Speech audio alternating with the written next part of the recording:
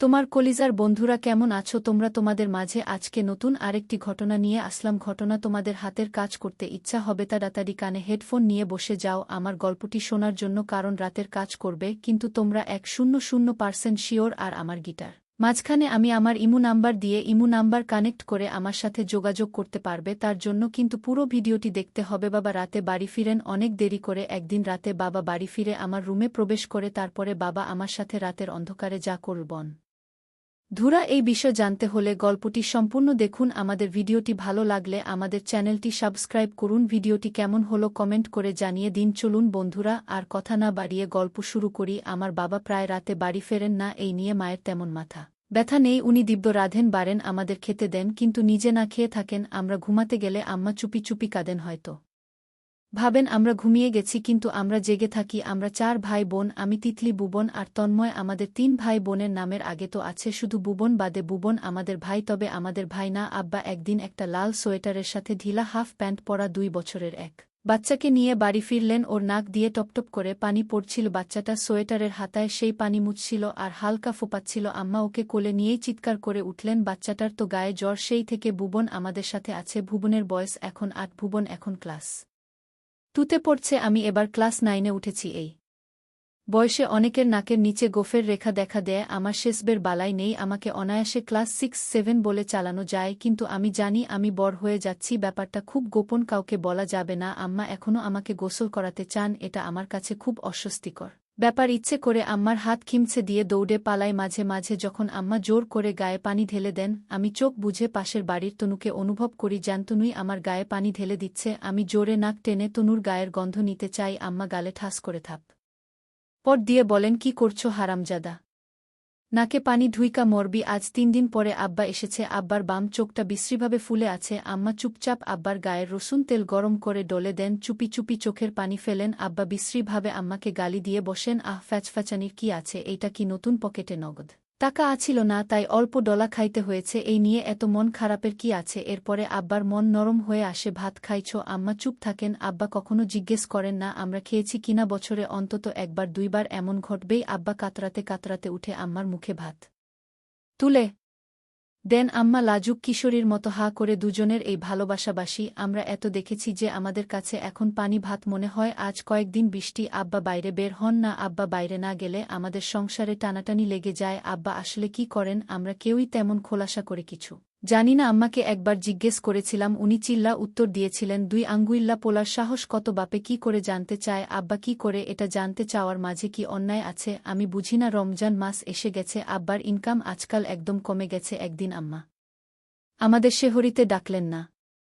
সারাদিন না খেয়ে থাকার অভিজ্ঞতা আমাদের নেই। আম্মা বললেন, তোমরা তো রোজা আছো তাই না, আমার পোলা মাইয়ারা কত ভালা। সেদিন আব্বা সন্ধ্যায় ফিরে দেখলেন আম্মা ইফতারি বানাচ্ছেন না। স্বভাবমতো আম্মাকে একটু বকাচকা করে বেরিয়ে গেলেন। আব্বার সাথে গেল বুবন। এই প্রথম আব্বা আমাদের কাউকে হাত ধরে নিয়ে বাইরে গেলেন। রাতে আমরা সবাই খেতে বসেছি, আম্মা মুখ শক্ত করে বসে থাকলেন। আমরা 4 ভাই বোন গলা ধরে ঘুমাতে গেলাম। আমার পরে তুলতুল, তারপর তিতলি, সবার ছোট বুবন। মাঝরাতে শুরু হয় আম্মা আব্বার মান অভিমানের পালা। এইভাবে আর কয়দিন আমি তো বাচ্চাদের নিয়ে আর পারি না। বাচ্চাদের ঈদের কাপড় লাগবো, বাজার তো কিচ্ছু নাই। আম্মা তার স্বভাবমতো কেঁদে ফেলেন, কাল একটা বড় কিছু হওয়ার সম্ভাবনা আছে, তবে যাইতে হবে। সদরঘাট ব্যবসায়ীরা আসা যাওয়া শুরু করেছে। রমজানের শেষের দিকে আমাদের অভাব মোটামুটি দূর হয়, দোকানের বাকি শোধ হয় প্রায়। আম্মা মুরগি রাঁধেন, আম্মা মুরগির রান ঘুরে ফিরে আমাদের পাতে দেন। যেদিন ভুবনের পালা না থাকে আম্মা ঘ্যান ঘ্যান করেন, আমাদের সাথে দাও না রান্ডা। ভুবনের ছোট্ট একখান মানুষ রান ছাড়া ভাত খায় কেমনে, তিতলি ফট করে বলে ওঠে। আর যেদিন ভাত রানছিলেন না সেই দিন তো দেখলাম ওরে গোল পাও রুটি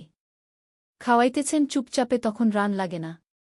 আম্মা প্রথমে বুঝতে পারেননি, পরে যখন বুঝলেন ওর পিঠে দুর্দার কিল শুরু করলেন। আমরা সবাই জানি ছোট বলে আম্মা বুবনকে একটু বেশি ভালোবাসেন, একটু বেশি আগলে রাখেন। আমাদের কারো এই নিয়ে হিংসা নেই। তিতলি কেন সেদিন এমন বলতে গেল জানি না। আজকাল একটা লোক প্রায় আমাদের বাড়ি আসে, সে আসলেই আম্মা আমাদের ঘরের ভেতরে রেখে বাইরে থেকে দরজা আটকে দেন। আমরা ঘরে বসে কাটাকুটি খেলি, আমাদের বরং আনন্দ হয়। একদিন মাঝরাতে শুনি আম্মা কাঁদছেন। আব্বা কি একটা বারবার বুঝাচ্ছেন আম্মাকে, তুমি না কইরো না, বিশ্বাস করো আমি সঠিক জায়গায় খুঁজে বের করব।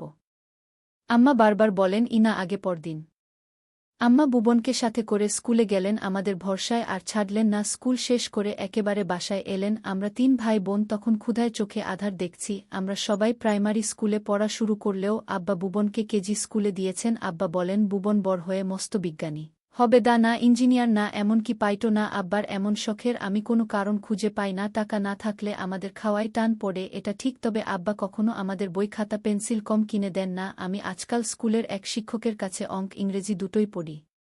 এমন সময় এলো কোরবানি ঈদ। ভুবন আব্বাকে বল, আব্বা গরু কিনবেন না, আমরা কি কোরবানি দেব না? আব্বা ভুবনের মাথায় হাত বুলিয়ে আদর করলেন। মশলাপাতি পোলাও চাউলের সাথে ভুবন আর তিতলির কাপড় এলো, সস্তা কাপড়, তবুও তো নতুন। ভুবন ঘুরে ফিরে ওর শার্টটা গায়ে দিয়ে দেখতে লাগল। ছোট ভাইকে হিংসে করতে নেই, তাই আমি উদাস নয়নে বই নিয়ে বসলাম। আম্মা মশলা বাড়ছেন। এমন সময় একটা লোক দৌড়ে আম্মার কাছে এলো। এক মুঠ ১০০ টাকার নোট আম্মাকে দিয়ে বল, ভাবি আমার খুব তাড়া আছে, আপনি কোরবানি দিয়েন, ভাইয়ের আসতে দেরি হবে। আম্মা হাহাকার করে উঠলেন। এতগুলো টাকা হাতে পেয়ে কেউ কাঁদে, আমি এই প্রথম দেখলাম। সেদিন ভুবন রাতে ভাত খেল না। আব্বা কখন আসবে, আব্বা কখন ভাত খাবে, এসব বলতে বলতে ঘুমিয়ে গেল। আব্বা ফিরলেন ১ মাস পরে। আব্বার পাঠানো সেই টাকা দিয়ে কোরবানি না দিয়ে টাকাটা আম্মা আব্বার পেছনে খরচ করেছেন বলে আব্বা খুব রাগারাগি করলেন। ভুবন এত শুকিয়ে গেছে বলে রাগারাগি করলেন। দোকান থেকে ডিম কিনে এনে আম্মাকে ডিম রান্না করতে বললেন, সবার জন্য আস্ত ডিম। আব্বা আগেই হুকুম দিলেন। ডিম আলু সেদ্ধ হওয়া মাত্র আব্বা সেখান থেকে একটা ডিম তুলে ছিলিয়ে যত্ন করে ভুবনকে খাইয়ে দিলেন। ভুবন সেখান থেকে একটু টুকরো ডিম বার মুখে তুলে দিল। এই প্রথম আমি আব্বাকে কাঁদতে দেখলাম। আব্বা বলে উঠলেন, আজ সবাই এখন ডিম সিদ্ধ খাও। আমি একদিন দুপুরে আম্মা ঘুমিয়ে আছেন, আব্বা হঠাৎ ভুবনকে হাত ইশারায় কাছে ডাকলেন। নিজ হাতে ওর ধোয়া শার্টটা পরিয়ে ওকে বাইরে নিয়ে গেলেন। আম্মা ঘুম ভেঙে ভুবনকে না দেখে চিৎকার করে কাঁদতে লাগলেন। আব্বা ফিরলেন সন্ধ্যার পরে, কিন্তু একা ভুবন সাথে নেই। আম্মা দৌড়ে গিয়ে আব্বাকে এলোপাথারি কিল ঘুষি মারতে মারতে জ্ঞান হারালেন। এমন কাণ্ড আমরা কখনো দেখিনি। ভয়ে আমরা ৩ ভাই বোন ও কাঁদতে লাগলাম। আম্মার জ্ঞান ফিরল মাঝরাতে। আমরা সবাই আম্মাকে ঘিরে বসে আছি।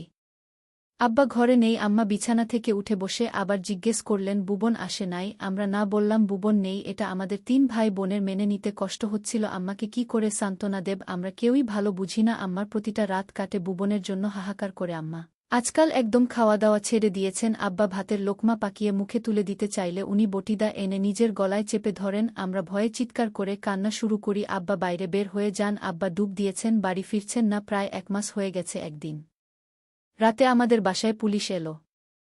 আমাদের ঘরের সব জিনিসপত্র উল্টে পাল্টে দেখে চলে গেল। আম্মাকে ডেকে কি জিজ্ঞেস করল কে জানে। এর দুদিন পরেই আমরা আমাদের এলাকা ছেড়ে জুরাইন চলে এলাম। আম্মা এক রাতে চুপচাপ মারা গেলেন। আমি তখন ম্যাট্রিক পরীক্ষা দিয়েছি। আম্মার খুব শখ ছিল আমি কলেজে পড়ি। তার আগেই আম্মাকে কবরে শুইয়ে দিয়ে এলাম। আমার রেজাল্ট বের হবার ২ দিন আগে আব্বা ফিরলেন। আব্বা এবারে একটা দোকান দিলেন, ছোট্ট স্টেশনারি দোকান। আমরা এখন জানি আব্বা কি করেন। আমাদের দোকান বেশ ভালো চলছিল। আমি কলেজ ছেড়ে বিশ্ববিদ্যালয় পাশ করলাম। তন্ময় কলেজ পাশ দিয়ে এখানে ওখানে ব্যবসা করে বেড়ায়। তনিমাকে সে ধুমধাম করে বিয়ে দিল। আমার চাকরিবাকরি কিছু হয়নি, আব্বার দোকানে বসছি। আজকাল এই সময় সদ্য গোফের রেখা ওঠা এক তরুণ আমার দোকানের সামনে এসে দাঁড়ালো, সাথে এক বয়স্ক ভদ্রলোক। সে আব্বাকে খুঁজছে। আমি কি ভেবে জিজ্ঞেস করলাম, উনাকে কিভাবে চেনেন? ছেলেটি একবারও দ্বিধা না করে উত্তর দিল, উনি আমার আব্বা। আম্মা মারা যাওয়ার পরে আমার অবাক হবার ক্ষমতা চলে গিয়েছিল। আমি ছেলেটির মুখের দিকে ভালো করে তাকিয়ে বুঝলাম ছেলেটা ভুবন। আমি ভুবনের হাত ধরলাম, ওর ঠোঁট কাঁপছে। আমি ভুবনকে আব্বার কাছে নিয়ে গেলাম।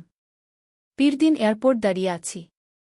আব্বা থরথর করে কাঁপছেন। ভুবন আব্বাকে জড়িয়ে ধরে কাঁদছে। আব্বা, আপনি না চাইতেন আমি বিজ্ঞানী হই। আমি আপনার স্বপ্ন পূরণ করতে আমেরিকায় পড়তে যাচ্ছি। আব্বা, আমি আপনার স্বপ্ন পূরণ করে ফিরে আসব। আব্বা, ততদিন আপনি শুধু বেঁচে থাকবেন, আমাকে কথা দিন। আব্বা আমার আব্বা কথা দিলেন তিনি বেঁচে থাকবেন। এই হচ্ছে আমাদের আব্বা, যিনি অভাবের তাড়নায় অন্যের পকেট কাটতেন, ধরা পড়ে মাঝে মাঝে গণপিটুনি বা পুলিশের মার খেতেন, বছরে অন্তত ২ বার কারাবাস করতেন। একদিন তিনি একটি শিশু কুড়িয়ে পান, তারপর বহু কষ্টে সেই ছেলের ঠিকানা খুঁজে তার বাবা মায়ের কাছে ফিরিয়ে দেন। ভদ্রলোক এসে ভুবনের হাত ধরেন, আব্বাকে বলেন, দোয়া করো। আমার আব্বা তার পবিত্র ২ হাত তুলে তার সন্তানদের জন্য দোয়া করলেন।